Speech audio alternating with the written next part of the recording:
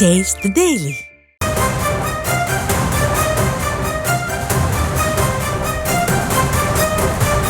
அண்மை செய்தியை பார்த்து வருகிறோம்.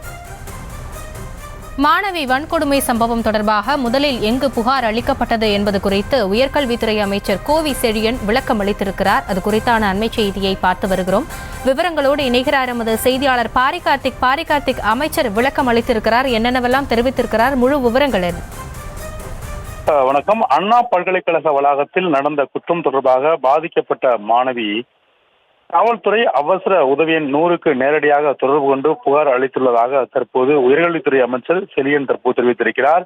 அதன் அடிப்படையில் நடந்த விசாரணையில்தான் காவல்துறையிடம் அண்ணா பல்கலைக்கழகத்தில் நேரடியாக வந்து POSH உள் விசாரணை குழுவை சேர்ந்த ஒரு பேராசிரியரின் உதவியோடு பாதிக்கப்பட்ட பெண்ணிடம் நடந்த விவரங்களை சொல்லி புகார், அதன் மூலியமாக தான் புகார் அளித்திருக்கிறார் என்று தற்போது தெரிவித்திருக்கிறார். மேலும் காவல்துறையினர் பல்கலைக்கழகத்திற்கு வந்து விசாரணை செய்யும் பொழுதுதான் இந்த சம்பவம் தொடர்பாக POSH, அதாவது அந்த குழு ஒன்று அமைக்கப்பட்டிருக்கிறது. எனவே அந்த குழுவின் அடிப்படையில் தான் POSH என்று சொல்லப்படக்கூடிய குழுவில் இருந்த மற்றவர்களுக்கு இந்த பிரச்சனை தெரிய வந்திருக்கிறது.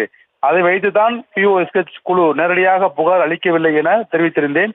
அது தவறாக பொருள்முறை எடுத்துக் கொள்ளப்பட்டிருக்கிறது என்று தற்போது உயர்கல்வித்துறை அமைச்சர் தெரிவித்திருக்கிறார்.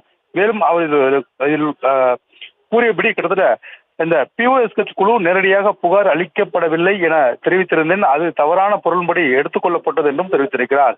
அண்ணா பல்கலைக்கழக வளாகத்தில் நடந்த குற்றம் தொடர்பாக பாதிக்கப்பட்ட மாணவி காவல்துறை அவசர உதவி எண் 100ஐ தொடர்பு கொண்டு புகார் அளித்தார் என்றும் அவர் தற்போது அமைச்சர்கள் விளக்கமாக தெரிவித்திருக்கிறார். மேலும் அதன் அடிப்படையில் தான் விசாரணை நடத்த வந்த காவல்துறையினரும் அண்ணா பல்கலைக்கழகத்தின் POSH குழுவானது அந்த உள் விசாரணை குழுவை சேர்ந்த ஒரு பேராசிரியர் உதவியோடு பாதிக்கப்பட்ட பெண் நடத்த விவரங்களை சொல்லி புகார் அளித்திருக்கிறார்கள்.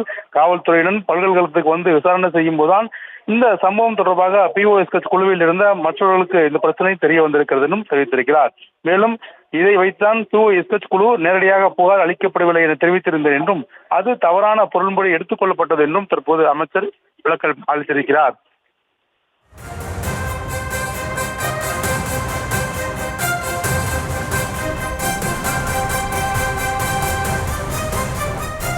பாரிகார்த்திக், அதே போல இந்த அண்ணா பல்கலைக்கழக விவகாரம் தற்பொழுது இதன் விசாரணை எந்த அளவில் இருக்கிறது? மேலும் அந்த முதல் அறிக்கையை வெளியிட்டவர் யார் என்பது ஏதேனும் தெரிந்திருக்கிறதா? காவல்துறை என்ன சொல்கிறது?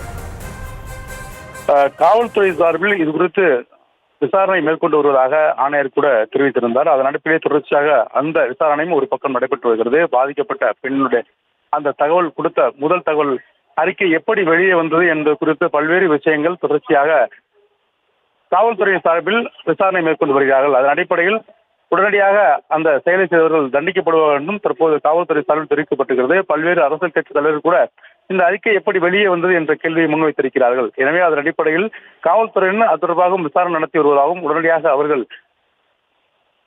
விரைவில், அதாவது இந்த பிரச்சனையை உருவாக்க முக்கிய காரணமாக இருந்த அந்த தகவல் அறிக்கையை வெளியிட்டவர்கள் விரைவில் கைது செய்யப்படுவார்கள் என்று கூட காவல்துறை சார்பில் தெரிவிக்கப்பட்டிருக்கிறது. அதன் அடிப்படையில் தொடர்ச்சியாக அந்த விசாரணை சென்று கொண்டிருக்கிறது.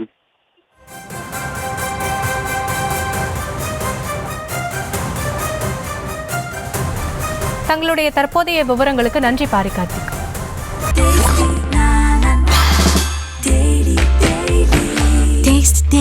Taste the Daily.